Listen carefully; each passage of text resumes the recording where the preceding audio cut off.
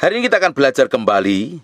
Kita akan melihat dari Roma 12 ayat yang pertama. Kita akan melihat sebenarnya ibadah itu seperti apa sih? Apa kita datang ke suatu tempat ibadah, meluangkan waktu sejam 2 jam di sana, ikutin aktivitas kegiatan agama, terus kita pulang.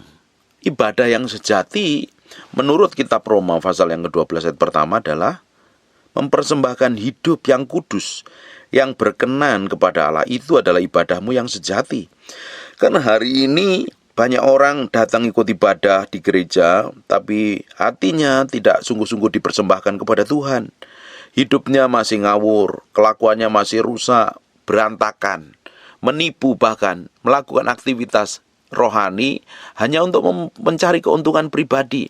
Banyak orang menjadi hamba Tuhan, mendirikan gereja seakan-akan untuk orang bisa beribadah, tapi padahal ambil keuntungan di dalamnya.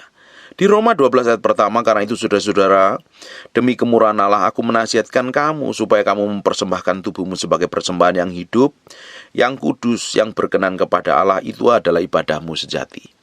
Kalau kita ini sudah bisa mempersembahkan hati kita sebagai korban yang berkenan di hadapan Tuhan, hidup kita, pikiran kita, kemauan kita, kehendak kita, roh, jiwa, dan tubuh kita ini kita persembahkan untuk Tuhan, jadi korban yang berkenan di hadapan Tuhan, baru kita ini bisa beribadah kepada Tuhan dengan tulus dan murni. Tapi kalau kita ini masih punya kepalsuan hidup, hanya punya kepentingan diri sendiri, fokusnya pada diri sendiri, hati kita itu penuh kemunafikan, datang ke gereja hanya pingin dapat sesuatu tapi tidak pernah memberi kepada Tuhan. Apa real itu namanya ibadah? Kalau ayo kita datang ke ibadah raya, apa real kita ini beribadah sungguh-sungguh kepada Dia? Sedang hidup kita ngaco, sedang hidup kita ngawur, sedang kita ini kalau yang hamba Tuhan ya, datang ke ibadah hanya pingin dapat sesuatu atau punya motivasi sesuatu. Apa serial beribadah seperti itu? Apa benar sih ibadah hanya 2 jam, terus selanjutnya kita nggak koneksi dengan Tuhan? Ibadah yang sejati adalah mempersembahkan tubuh ini sebagai korban yang berkenan di hadapan Tuhan loh. Jadi korban tubuh ini. Tubuh, kalau berbicara tentang tubuh ya roh, jiwa, dan tubuhmu itu. Pikiranmu, kemauan, kehendakmu juga harus dipersembahkan di hadapan Tuhan. Jadi korban, bukan hanya sekedar sejam setengah atau 1 jam saja, atau 2 jam, tetapi 24 jam sehari, jadikan korban di hadapan Tuhan yang menyenangkan hati Tuhan. Bukan fokus kepada diri sendiri, bukan fokus kepada kepentingan kita sendiri, tapi fokusnya sama Tuhan. Saya bilang berkali-kali, kita ini harus memiliki hubungan personal pribadi dengan Tuhan. Kita bisa datang ibadah hari Minggu, melakukan aktivitas rohani, khotbah, pelayanan, main musik, dan lain sebagainya. Bisa kita melakukan segala sesuatu seperti itu, tapi belum tentu kita memiliki hubungan personal dengan Tuhan. Bisa saja jadi kebiasaan, bisa saja dari rutinitas. Sehingga yang kita lakukan, yang kita kerjakan, hanya sekedar dan ala kadarnya saja, tanpa memiliki hubungan personal dengan Tuhan. Yang paling penting setiap kita itu memiliki hubungan pribadi dengan Tuhan. Makanya kalau kita nggak memiliki hubungan pribadi dengan Tuhan, ya kita nggak akan jadi orang Kristen yang dewasa. Kita nggak akan jadi orang Kristen yang bertumbuh kuat di dalam Kristus. Kita hanya menampilkan penampilan-penampilan luar yang kelihatan baik, kelihatan rohani, tapi yang di dalamnya banyak sekali kekurangan, kelemahan, bobrok, palsu, motivasi jahat, bejat, dan tak berkenan di hadapan Tuhan.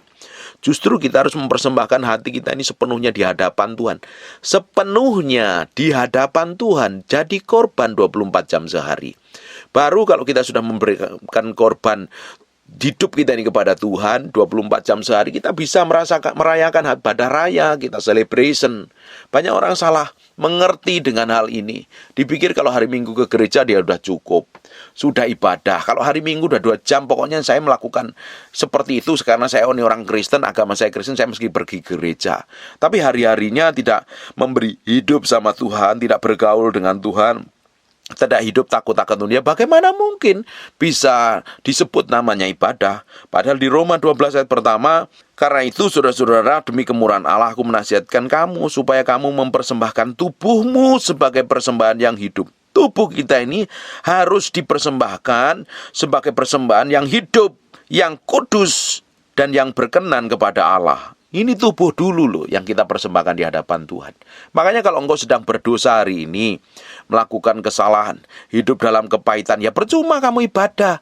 Orang itu bukan ibadah, loh kamu ibadah tapi kepahitan dengan orang, sakit hati, benci, dendam, gak mau ngampuni, kesel, nipu orang, berjinah, kumpul kebo, punya simpenan, punya selingkuhan. Bagaimana mungkin kamu bisa ibadah dengan tulus dan murni di hadapan Tuhan, sedang di sisi lain kamu melakukan kejahatan yang tersembunyi, yang seakan-akan kamu pikir Tuhan nggak tahu, Tuhan nggak lihat. Tuhan lihat, Tuhan perhatikan.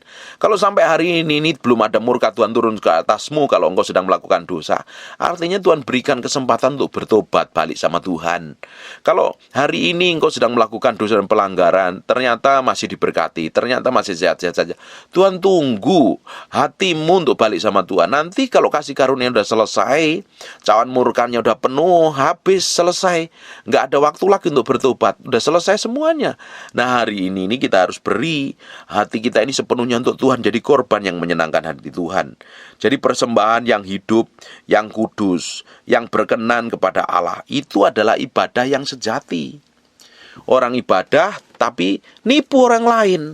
Tapi ibadah atau pelayanan atau bernubuat atau melakukan aktivitas apapun, nggak taunya pengen dilihat orang lain. Bukan seperti itu. Kalau ibadahnya pengen dilihat orang lain, oh dia benar ya, dia dipakai Tuhan, oh dia diurapin Tuhan, oh dia kelihatannya dekat dengan Tuhan, pengen dipuji orang, diagungkan orang. Buat apa? Nanti seperti orang Farisi, beribadah di jalan-jalan, di pasar-pasar untuk dihormatin orang lain. Bukan. Kita ini beribadah karena kita ini mempersembahkan tubuh kita ini sebagai korban yang menyenangkan hati Tuhan. Setiap hari kita bawa persembahan hati kita, pikiran kita, perasaan kita, kemauan kita, kehendak kita ini sejalan dengan Tuhan. Jadi korban yang berkenan di hadapan Tuhan setiap hari. Baru hari Minggunya kita beribadah. Kita menjadi berkat di tempat ibadah itu. Bisa bersaksi, bisa ikut pelayanan dan lain sebagainya. Jangan ditutupin ibadah dengan aktivitas agamawi. Tidak ada hubungannya. Ibadah itu masalah hidupmu dengan Tuhan, masalah hatimu dengan Tuhan, yang dipersembahkan di hadapan Tuhan. Jadi orang Kristen kok cukup ibadah hari Minggu, terus hari biasa nggak punya komunikasi hubungan dengan Tuhan. Palsu kekristenannya. Tidak heran orang-orang seperti ini ya, dari tahun ke tahun nggak bertumbuh, nggak ngerti firman, ngambil keputusannya ngawur, kelakuannya tetap buruk. Karena dia pikir ibadah cukup hari Minggu. Kalau engkau ibadah cukup hari Minggu, ya kamu nggak akan berubah dari tahun ke tahun. Ibadah itu setiap hari, setiap jam. Koneksi hatimu dengan Tuhan, koneksi hidupmu dengan Tuhan, bergaul dengan firman, renungin firman, praktekin firman itu menjadi kehidupan nyata di kehidupan nyata. Baru hidupmu berubah jadi berkat bagi banyak orang. Dan kita bisa datang hari Minggu mengadakan ibadah raya, merayakan. Selama sepanjang hari Minggu kita sudah hidup berjuang, hidup ngalami banyak hal. Lalu kita bawa korban hari Minggu, namanya ibadah raya. Kita bawa ucapan syukur dan persembahan kita di hadapan Tuhan. Tapi kalau kita pikir ibadah hari Minggu hanya sebagai pusatnya, salah. Setiap hari engkau harus komunikasi dengan Tuhan. Setiap hari engkau harus dedikasikan hidupmu sama Tuhan, memberi hidup sesungguhnya di hadapan Tuhan. Praktek hidupmu bergaul intim dengan Tuhan. Itu yang akan membuat hidupmu dari hari ke hari semakin diubahkan Tuhan. Bapak Ibu yang rajin mendengarkan apa yang saya sampaikan, tanpa engkau sadari engkau ngerti firman, merenungkan firman, praktek firman, hidupmu pasti diubahkan. Bayangin kalau engkau hanya dengar firman hanya seminggu sekali di gereja. Dan itu pun dipotong dengan hal yang lain yang mengganggu. Mungkin kalau bawa anak-anaknya ribut, belum lagi handphone dan lain sebagainya. Bagaimana mungkin hidupmu berubah kalau hanya dengar firman ya seminggu sekali?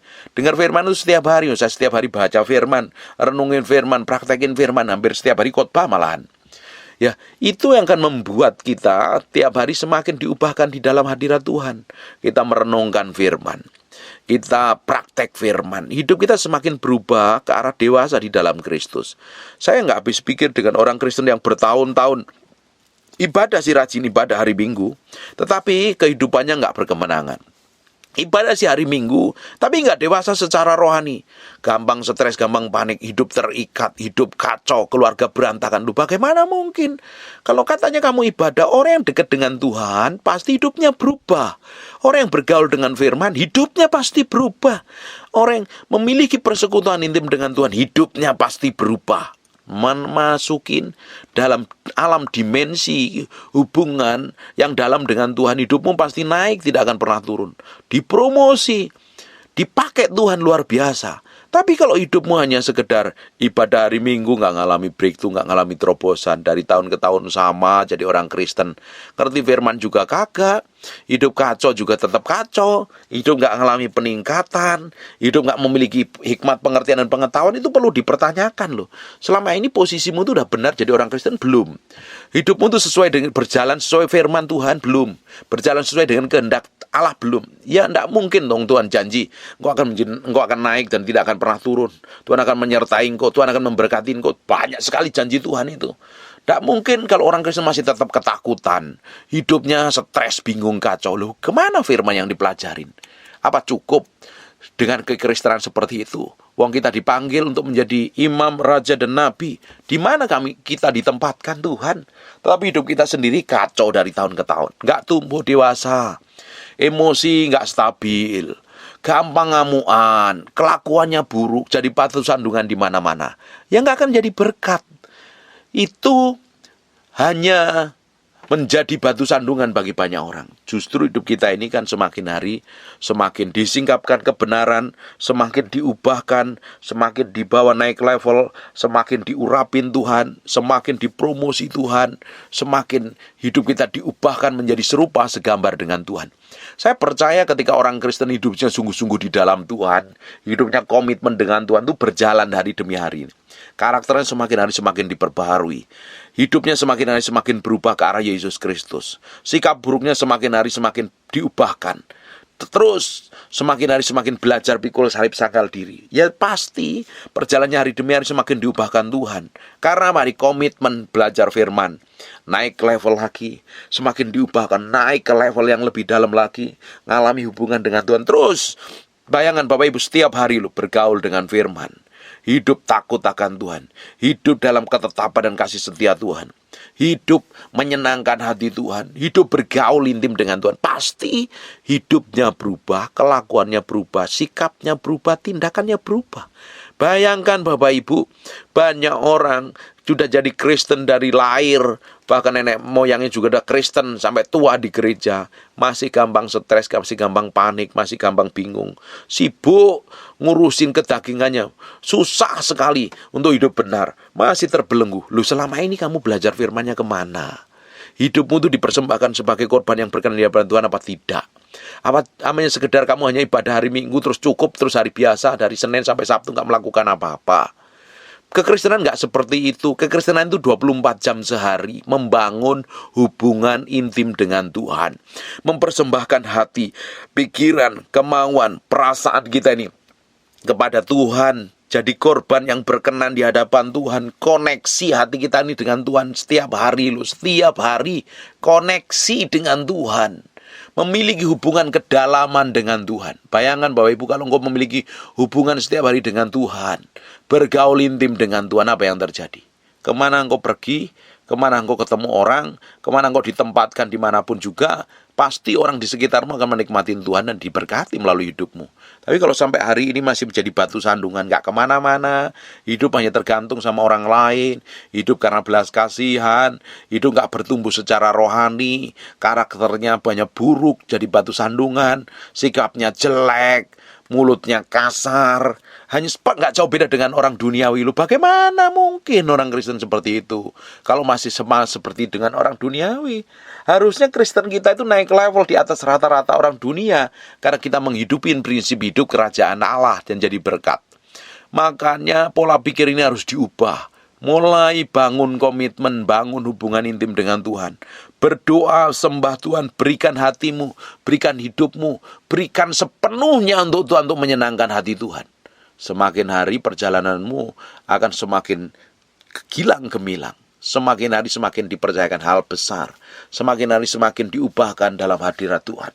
Masih Ada kesempatan selama Bapak Ibu masih dengar khotbah ini dan hidupmu masih babak belur, kacau dan berantakan, belum mengalami breakthrough dan terobosan, masih ada kesempatan. Kejar Tuhan, kejar waktu yang sudah tertinggal jauh itu. Waktu yang sia-sia dihabiskan dan sia-sia itu. Kejar, cari Tuhan, cintai Tuhan, hormati Tuhan, kasihi Tuhan.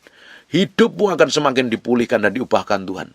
Semakin kau beri hatimu sama Tuhan, semakin kau beri hidupmu sama Tuhan, semakin hidup kau berserah sama Tuhan, hidupmu semakin diubahkan menjadi serupa segambar dengan Tuhan. Semakin akan dipakai untuk kemuliaan namanya dan untuk keagungan Raja di atas segala raja. Saya berdoa mulai hari ini cara pandang mulai diubah Tuhan. Hari ini engkau mesti bergaul intim dengan Tuhan. Hari ini engkau bergaul dengan firman. Pikiranmu harus diubahkan semakin menjadi serupa segambar dengan Yesus. Kita kan dipanggil menjadi serupa segambar dengan Yesus. Tapi dari ke tahun ke tahun hidupmu malah seperti orang dunia. Ya ada yang salah. Ada yang salah dari pemahamanmu. Ada yang salah dari apa yang kamu lakukan selama ini. Apa yang selama ini kamu ngerti. Itu harus diperbaikin dahulu. Kita ibadah itu mempersembahkan tubuh ini sebagai korban yang menyenangkan hati Tuhan. Persembahan yang kudus. Makanya kalau kita nih setiap hari udah berdoa di rumah, bangun keintiman dari Senin sampai Sabtu, kita memiliki hubungan dekat dengan Tuhan, kita udah terbiasa nyembah Tuhan. Di gereja, ibadah raya kita nyembah Tuhan udah hal yang biasa, mudah sekali. Tapi orang yang nggak pernah nyembah Tuhan, hidupnya asal-asalan, hidup ngasal, dipikir karena dia hidup nyaman ya, wis nggak butuh Tuhan-Tuhanan lah. Toh nyatanya uang kita banyak, deposito kebanyak, kita hidup dalam kelimpahan. Bayangin, ada orang model kayak begini datang ke gereja ya plonga-plongo. Apa ini? Terus kalau dengar pendeta khotbahnya nggak sesuai dengan hatinya, dia protes, teriak. Apa pendeta ngomong kayak begini? Ya bagaimana mungkin hidupmu berkenan di hadapan Tuhan? Loh, hidup kita hari ini itu menaruh sepenuhnya pada pusat kehendak Tuhan. Hidup kita ini kita taruh dalam kehendak Tuhan. Apa yang Tuhan mau, apa yang Tuhan ingin harusnya jalan dalam kehidupan kita. Bayangkan Bapak Ibu, bertahun-tahun duduk di gereja, umur sudah tua, sudah dari kecil ikut sekolah minggu mungkin, ikut ibadah, dengerin khotbah dan dinubuatin dan tumpangi tangan, tapi karakternya masih buruk, sikapnya masih buruk, mulutnya masih jahat. Loh, selama ini kamu dengar firman kemana?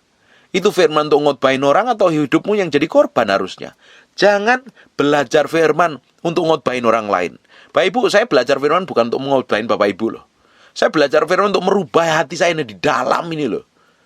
Ketika hati saya diubah, ketika saya membangun keintiman dengan Tuhan, saya bergaul intim dengan Tuhan, saya diberikan wahyu pengertian dan pengetahuan untuk ngajar, untuk khotbah. Tapi kalau saya ini belajar firman hanya untuk khotbahin orang lain, untuk hantam orang lain, untuk menghakimi orang lain, ya nggak ada gunanya. Kita belajar firman, kita dengar khotbah sampai hari ini, kita belajar memberi makan manusia roh kita, kita dengar firman itu. Kalau ada yang salah dalam hidupmu yang tidak pas sesuai dengan kebenaran firman Tuhan, firman itu menguduskan, menyucikan, membersihkan, menegur, menemplak. Dan kita ambil keputusan untuk hidup benar dan hidup takut akan Tuhan. Hidup kita semakin hari pasti diubahkan Tuhan. Pasti semakin hari semakin dipromosi, naik level yang berbeda. Makanya ada orang-orang yang memiliki hubungan keintiman dan kedekatan dengan Tuhan. Berbeda di atas rata-rata dengan orang lain. Dan orang ini pasti dipakai Tuhan. Karena apa? Tuhan berikan kasih setianya, karunia-Nya yang berbeda. Orang ini melakukan hal yang berbeda.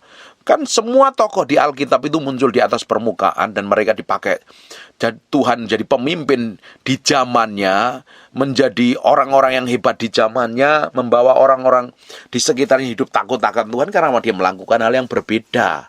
Setiap hari berbeda. Daniel itu berdoa setiap hari. 3 kali dia berdoa. Daud lakukan yang sama. Semua tokoh di Alkitab itu memiliki hubungan kedekatan dengan Tuhan dengan cara yang berbeda. Mereka mendedikasikan hatinya, hidupnya sepenuhnya untuk Tuhan. Bukan yang sekedar ibadah pada hari-hari perayaan, hari-hari besar saja. Hari ini prinsipmu, cara pandangmu harus dirubah, harus sesuai dengan prinsip kerajaan Allah. Ibadah bukan hanya sekedar hari Minggu, tapi 24 jam sehari, engkau harus ibadah, koneksi dengan Tuhan.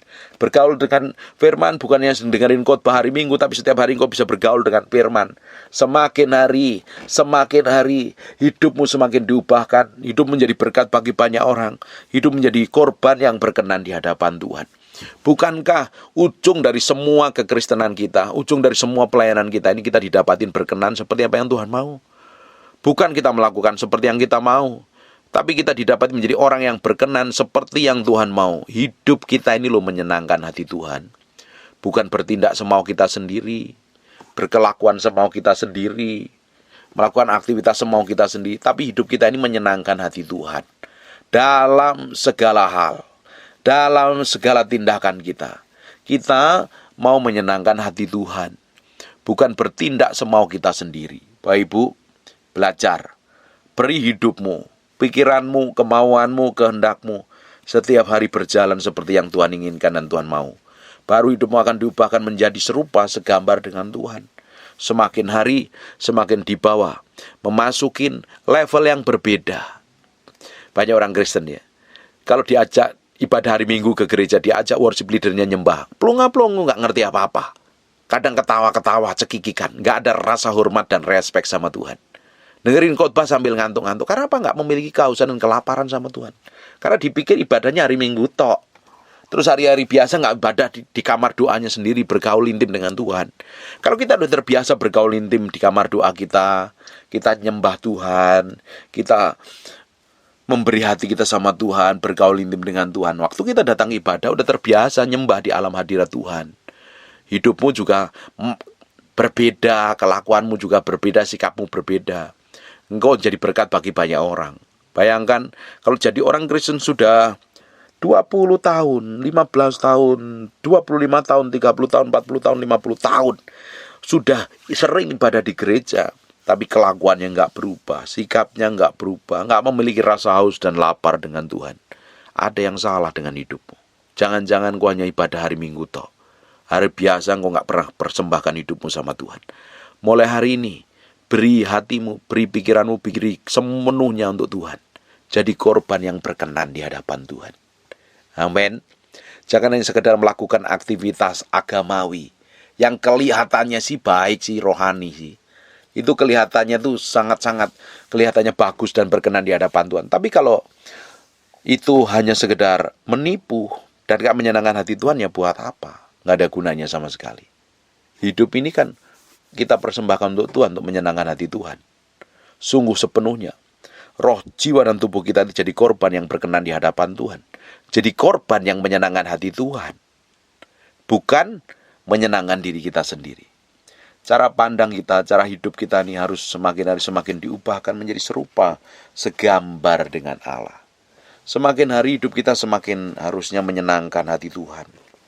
Semakin hari semakin berjalan dalam ketepatan ilahi. Sehingga apa yang kita kerjakan, apa yang kita lakukan, semakin hari semakin sempurna di hadapan Tuhan.